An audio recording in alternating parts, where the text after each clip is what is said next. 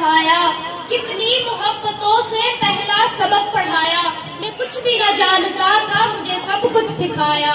पहुंचा दिया फलक तक उस्ताद ने यहाँ से, पहुंचा दिया फलक तक उस्ताद ने यहाँ से। वाकिफ न था इतने बड़े जहां से। तमाम हाज़रीन महफिल, अस्सलाम वालेकुम। उस्ताद किसी भी माशरे के मामार होते हैं। वो में नई नस्ल में अपने इक़दार और रवायात इदारों के जरिए तश्कील करते हैं। इनमें उस्ताद सैर फहरिस्त होते हैं। नई नस्लों को हुरूफ़े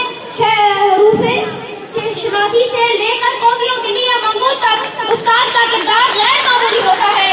दोस्तों, आज मैं सबसे पहले अपने उस्ताद का शुक्रिया अदा करना चाहता हूँ, जिन्होंने मुझे इतना हौसला दिया कि आज मैं आप सबके सामने खड़ा होकर अपने ख्यालात का इजहार कर